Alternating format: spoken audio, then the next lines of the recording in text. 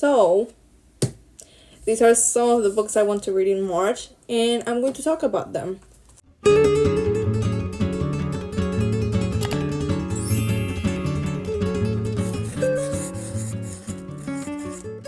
So, I'm gonna start with the physical books first. I am excited, very excited. So, I'm gonna start with the classics right here, and I've noticed that I always try to read one classic a month at least. Last month in February, I read Wuthering Heights. I think the only classic I read back in February was Wuthering Heights, which was T. And now I'm back with two more classics that I will try to read. I will try my best. I make no promises. The first book I have is Sense and Sensibility by Jane Austen. And I put this book in my last month TBR, in my February TBR. I didn't read it. The thing is that it didn't go in the mail. My purchase was canceled. So I never got it back in February. And I was not going to read it on my Kindle. Like, I didn't want it to read on my Kindle. I think I have not a hard time focusing on my Kindle. It's just that I feel like a classic, it's meant to be read on like paper, like a physical book. Like, I want a physical copy. I cannot read a classic on my Kindle. I already talked a little bit about it in my last video, but Sense and Sensibility, to what I know, because I usually love to jump into books without not knowing a single thing about what they're about, who even wrote them, or whatever. Like, I'm sorry, I judge books by their covers, and if I like the cover, I'm gonna read it. Sue me. But what I know about Sense and Sensibility is that Jane Austen plays or tries to portray these two sisters, one portraying the sense and the other being like the sensibility. And I am excited to see how that plays. I want to see the difference between these two sisters and how what change was so impactful in their lives that made them the way they are, and what made them be or sort of portray certain thing, sense and sensibility, like what really happened that made them change that way. And I want to see how the sense plays and how the sensibility plays in the story. I want to see their relationship and their life in general. I am also excited to go back into reading Jane Austen, because the last book I actually finished from Jane Austen was Emma. Not the greatest experience. And I also tried to read this Northanger Abbey. I was actually I was halfway through, a little bit less than halfway through. It got boring, so I stopped reading it, and I started to read Wuthering Heights. It was so much entertaining. I felt like this was going to give me like a reader's block, so I for my own good, I decided to put it aside. The next physical book I have, it's none other than Pride and Prejudice by Jane Austen too. I love the movie. I love the movie. I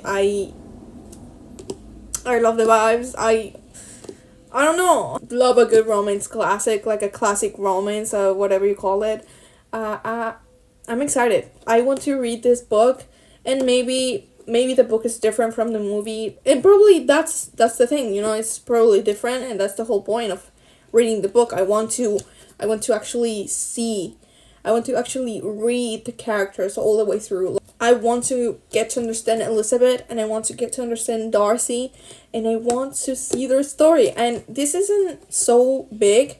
It's actually quite short, which I'm excited. I hope I really like this. I feel a little bit sad and disappointed in myself because I'm not enjoying Jane Austen as much as I thought I would.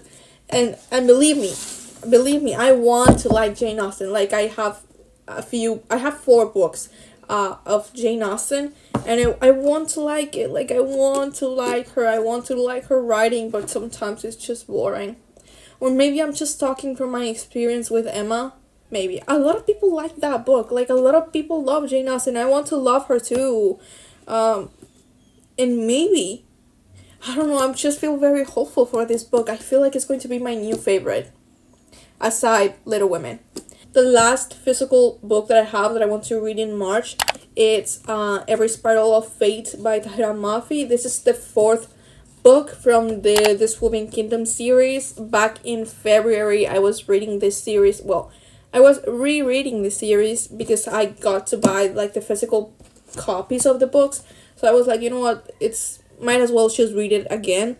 And well, I'm in this one, like I have to read this one and then it's done.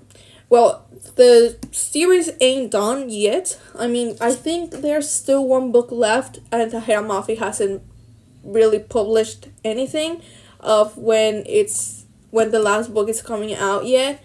I'm head over heels for Tahira Mafi. Like, I love the Charmy series. It's one of my favorite series ever. That's the series that actually got me into reading. Like, if you have read this series, you will understand. And hear me out, Hassan, write that down. It's fantasy. It's like enemies to lovers. It's like it has sort of it gives off like the Cruel Prince vibes. There's a lot of political things like the kingdom and the crown, who takes it, the power, and blah blah blah blah blah. But it's also like enchanting. I love Alice, and I just love this series. Like, I'm so happy that I got them physically. They're up in my bookshelf next to the Charmy series. The whole work of Tahira Mafi, it's on top of my bookshelf. Now I'm going to talk a little bit about the books that I want to read on my Kindle. And well, first I have The Queen of Nothing from the Cruel Prince series. What can I say? What can I say about this series? Like, there's a lot of mixed opinions with this series. Some say it's boring, some say it's like the most amazing thing. I don't know, I like it. Like, I like it. I definitely like it. And it might be a little bit slow at some points, and it might seem like nothing is happening. But you have to be patient. The plot is there, you know, it's something's cooking there. Something's cooking. Be patient. And then there's like twists and turns with the characters, and some end up betraying others. And it's like, what? I never even saw that. I read The Cruel Prince back in January. Loved it.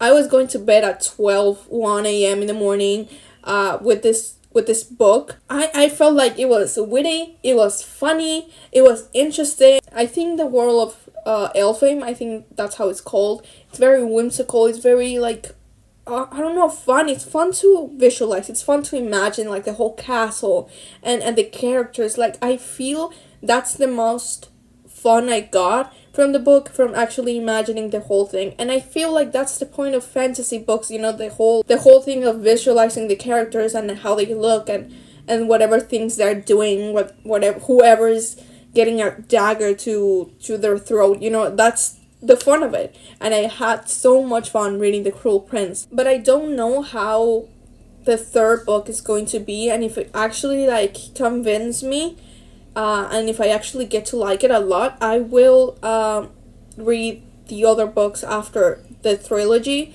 And I don't know what they are about. I don't know the order. I just know the trilogy, The Cruel Prince, and that's what I'm doing. So that's pretty much it. Those are the books that I plan on reading in March. And I don't know yet. Maybe I will read more. Whatever like caught my attention, I will read. Like, and if one of these books gets boring, I'm going to put it aside and I'm going to read something else. That's it. Anyways, that's pretty much it. Thank you so much for watching. I really hope you enjoyed this video. I really hope you had a good time listening to me speak about books, because I love to speak about books. And well, let's just wait for the April TBR video.